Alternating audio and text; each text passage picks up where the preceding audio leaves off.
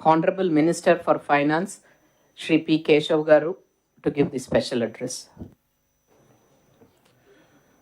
గౌరవ ముఖ్యమంత్రి శ్రీ నారా చంద్రబాబు నాయుడు గారికి, ఉప ముఖ్యమంత్రి పవన్ కళ్యాణ్ గారికి, సహచర మంత్రివర్యులకు, ప్రధాన కార్యదర్శికి, డీజీపీ గారికి, కార్యదర్శులు, జిల్లా కలెక్టర్లు అందరికీ నమస్కారం. ప్రజల ఆశలు ఆకాంక్షలకు అనుగుణంగా పనిచేయడానికి, ప్రభుత్వ తీరుని సమీక్ష చేసుకుని సరిదిద్దుకుని ముందుకు పోవడానికి ఈ సమావేశం ఎంతో కీలకమైనటువంటిది.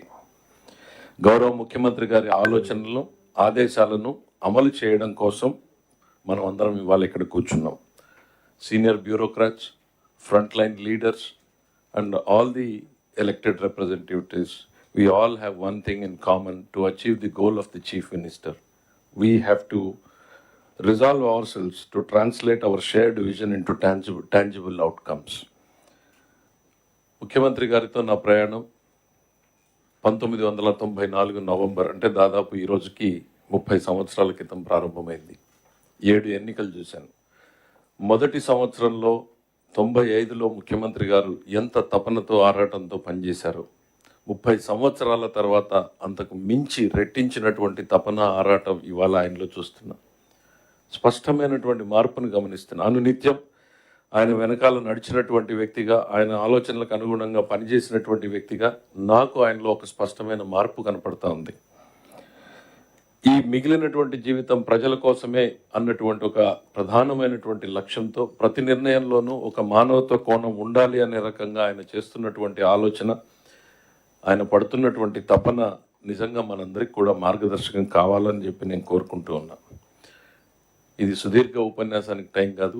Briefly I want to tell what is the state of affairs today. ముఖ్యమంత్రిగా చంద్రబాబు నాయుడు గారు ప్రమాణ స్వీకారం చేసిన రోజున ఆయనకు వారసత్వంగా వచ్చింది ఏంటో మీరు అందరూ కూడా చూశారు. 10 లక్షల కోట్ల రూపాయల అప్పు. అప్పుని తీర్చడానికి అప్పు తేవాల్సినటువంటి పరిస్థితి, అప్పు మీద వడ్డీ చెల్లించడానికి అప్పు చేయాల్సినటువంటి పరిస్థితి. గత సంవత్సరంలో రాష్ట్ర ఆదాయంలో 99% కేవలం జీతభత్యాలకు, పెన్షన్లకు మాత్రమే సరిపోయింది.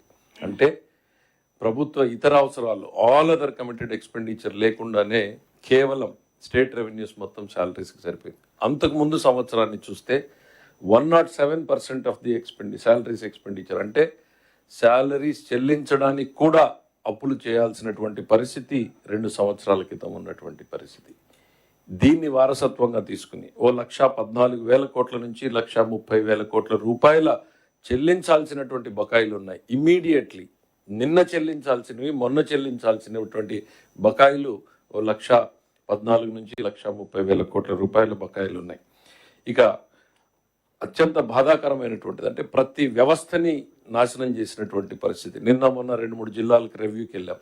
100 సంవత్సరాలుగా క్రితం ఉన్నటువంటి ఓ కేసీ కెనాల్ ఒక 5 సంవత్సరాల పాలనలో ఎట్లా డిస్ట్రాయ్ అయింది, ప్రాజెక్టులు ఎట్లా కొట్టుకుపోయాయి, తెగిపోయినటువంటి. అదే కర్నూలుకి వెళ్తే అలగనూరు బ్యాలెన్సింగ్ రిజర్వాయర్ కొట్టుకుపోయింది. 3 కోట్ల రూపాయలు ఖర్చు పెడితే సరిపోయేటువంటిది 3 సంవత్సరాల నిర్లక్ష్యంతో ఇవాళ 42 కోట్ల రూపాయలు ఖర్చు పెట్టాల్సినటువంటి పరిస్థితి.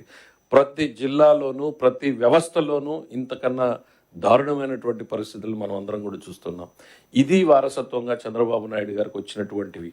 ఒకవైపు రాష్ట్రంలో అప్పులు, మరోవైపు ఆగిపోయినటువంటి ప్రాజెక్టులు, అడుగుపడినటువంటి, ముందుకు సాగినటువంటి పనులు, ప్రజల ఆశలు, ఆకాంక్షలు, వేరొకరి వల్ల సాధ్యం కానటువంటి పరిస్థితుల్లో మామూలు వ్యక్తికైతే నిద్ర లేనటువంటి రాత్రులు గడిపేటువంటి వ్యక్తి, ఒక ఆర్థిక శాఖ మంత్రిగా నేను చెప్తా ఉన్నా, ఇవాళ ఈ స్థాయికి రావడంలో ముఖ్యమంత్రి గారితో పనిచేయడం సుదీర్ఘం. నేను కూడా, ఎందుకంటే చాలామంది యంగ్ ఆఫీసర్స్ ఉన్నారు. I just want to share my thought. What you will learn from him, what they don't teach you in Harvard, what they don't teach you in Stanford, what they don't teach you in IIMs, what they don't teach you in IITs.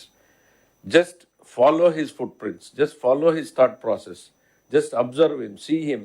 It's a rare opportunity you all have to work under an inspiring leader like Chandrababu Naidu, who has shaped the destiny of this state in 1990s, who has shaped the destiny of the combined Andhra Pradesh in 90s, which has translated into a global city.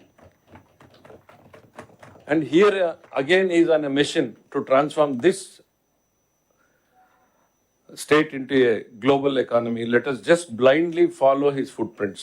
ఆయన ఇచ్చే ఆలోచనల్ని, ఆదేశాలని కళ్ళు మూసుకుని అమలు చేద్దాం. ఈ రాష్ట్రాన్ని మళ్ళీ పరుగులు పెట్టించే దిశగా ముందుకు తీసుకెళ్దాం అనేటువంటిది నేను చెప్తాను. ఎన్నోసార్లు చెప్పాను, మీరు 10 యూనివర్సిటీల్లో నేర్చుకోలేనటువంటిది ఒక్క చంద్రబాబు నాయుడు గారి వద్ద మీరు నేర్చుకోగలరు. It's an opportunity to grow yourself in life. ప్రజల కోసం కాదు, మీకోసం, ప్రజల కోసం, సమాజం కోసం. Is such an inspiring leader. You all have a great opportunity to work under his leadership. I want you to take this as an opportunity to shape yourself to help the people of this state to resolve. At the same time, ఆర్థిక శాఖ మంత్రిగా 2 ముక్కలు చెప్పి close చేయాలనుకుంటున్నా. మన రాష్ట్రానికి ఆదాయాన్ని ఇచ్చేటువంటి ఎక్సైజ్, కమర్షియల్ ట్యాక్స్, రిజిస్ట్రేషన్ డిపార్ట్మెంట్లు ప్రతి రూపాయిని సంపాదించడానికి ఎంతో కష్టపడి పనిచేస్తూ ఉన్నారు. అట్లనే మిగిలిన శాఖల్ని కూడా నేను కోరేది, ప్రతి రూపాయిని ఖర్చు పెట్టేటప్పుడు ముఖ్యమంత్రి గారి ఆలోచనలకు అనుగుణంగా బాధ్యతాయుతంగా ఖర్చు పెట్టాలనేటువంటిది. ఎందుకంటే రాష్ట్రం ఉన్నటువంటి ఆర్థిక పరిస్థితుల్లో ఆయన ఆలోచనల్ని ఎఫెక్టివ్గా ఎట్లా ఇంప్లిమెంట్ చేయగలము అని ఇన్నోవేటివ్ ప్రాసెస్లో ఆలోచించమని చెప్పి మీ అందరినీ కూడా కోరుతా ఉన్నా. ఒక్కటి మాత్రం చెప్పగలుగుతున్నా, 3 నెలలు నేను సెక్రటరేట్లో 10 గంటల నుంచి 10 గంటలకు కూర్చుంటే నేనేదో కష్టపడిపోయాను అనేటువంటి భావన నాకు కనపడింది. ఒకసారి బ్లాక్ 1 వైపు తిరిగి చూస్తే కనపడింది నాకు, మనం ఎంతమందిమి మన డిన్నర్ని మన ఆఫీసుల్లో తిన్నాం. Honestly none of us. కానీ గౌరవ ముఖ్యమంత్రి గారు నాకు తెలిసి ఈ 6 నెలల్లో 3 నెలల పాటు కనీసం ఒక 100 రోజులు ఆయన డిన్నర్ని సెక్రటరేట్లో చేశారు. 9:30 to 10:30 వరకు, మార్నింగ్ 10:30కి స్టార్ట్ అయితే నైట్ 10:30 వరకు ఆయన రివ్యూస్ చేస్తున్నాడు. దేనికోసం? ఎవరి కోసం? ఈ రాష్ట్రం కోసం, ప్రజల కోసం, ప్రజలకు ఇచ్చినటువంటి మాట కోసం, ప్రజల ఆశలు ఆకాంక్షలకు అనుగుణంగా పని చేయాలి, నేను డెలివర్ చేయాలి అన్నటువంటి ఒక తపన, ఆరాటం ఆయనలో ఉంది. నేను ఎప్పుడు చెప్తా ఉంటా, నా బ్లాక్ 2లో కూర్చుంటే ఫైనాన్స్ సెక్రటరీగా ఫైనాన్స్ డిపార్ట్మెంట్ని చూస్తే డిప్రెషన్ వస్తుంది 3 రోజుల్లో. మళ్ళీ బ్లాక్ 1కి వెళ్ళి ఆయనతో కూర్చుంటే ఆయన తెస్తున్నటువంటి పెట్టుబడులు, ఆయన పరుగులు పెడుతున్నటువంటి వైనం, ఆయన రివ్యూ చేస్తున్నటువంటి తీరు, ఇవన్నీ చూస్తే మళ్ళీ నమ్మకం వస్తుంది. ఎస్, ఆయన చెప్పిన మాటలో పరుగులు పెడదాం, ఈ రాష్ట్రాన్ని పునర్నిర్మించడానికి మన వంతు ఆయన మాటలో అడుగులో బాటలో సాగుదామన్నటువంటి నమ్మకంతో పనిచేస్తూ ఉన్నాం. As team Chandrababu, all the cabinet ministers are committed to work for the people. నేను మిమ్మల్ని అందరినీ కోరేది ఒకటే, ఈ అద్భుతమైనటువంటి అవకాశాన్ని, ఆయన వద్ద పనిచేసేటువంటి అవకాశాన్ని, రాష్ట్ర ప్రజలకు నమ్మకాన్ని ఇచ్చేటువంటి పరిస్థితుల్లో మీరున్నారు. మీరందరూ కూడా ఈ రాష్ట్ర ప్రభుత్వ లక్ష్యాలను చేరుకోవడానికి కలిసి పనిచేద్దామని మిమ్మల్ని అందరినీ కోరుకుంటూ మరొకసారి మీ అందరి వద్ద సెలవు తీసుకుంటున్నా. అవకాశం ఇచ్చిన ముఖ్యమంత్రి గారికి హృదయపూర్వకంగా ధన్యవాదాలు తెలియజేస్తున్నాను.